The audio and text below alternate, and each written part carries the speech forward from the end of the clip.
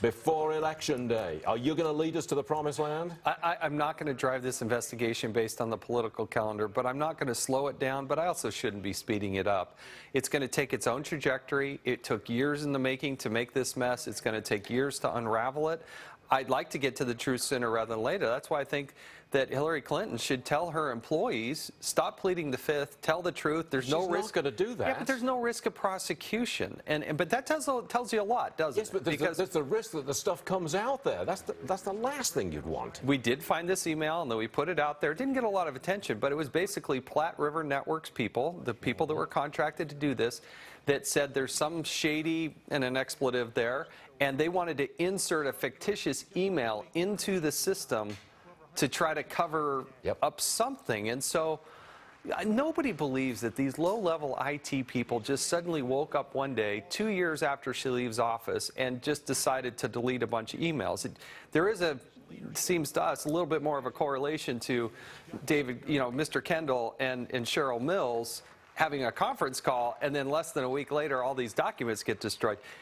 Destruction of federal records is a violation of law unto itself, but when there's a preservation order and there's a subpoena in place, and that somehow the FBI director believes there's no intent, inexplicable. It doesn't make a lot of sense, and so we legitimately, I think, have a duty and obligation to untangle it. I think most viewers, most voters had the minutiae of the legalistic wrangling. I think it went right over their head until your hearing, when you had the guy who had smashed the cell phone with the hammer. That image of a hammer being used on a cell phone, that resonated. That told the story more than anything else. And it was in your hearing, I think. Yes, this was Mr. Cooper, and at least he had the guts to come and answer the questions for Congress. I give him a lot of credit for doing that, but he has no IT background or experience. On the same day she started her Senate confirmation is the day he sent up ClintonEmail.com. No dual authentication, no encryption. This is all the communication with the Secretary of State. She's not the head of Fish and Wildlife. She's the Secretary of State.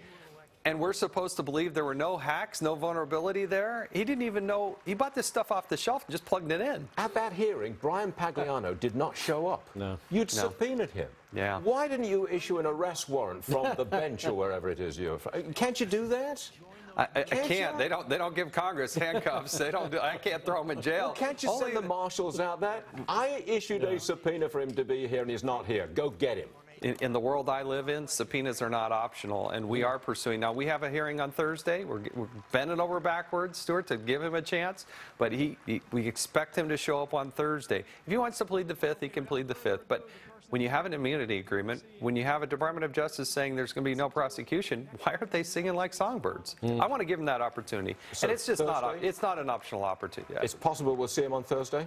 Okay. We're going to have another hearing. Congressman, I want to thank you very much for being with us today. Thanks for having me. We do appreciate it. Donald Trump is about to speak, and we are going to listen in. Here we go.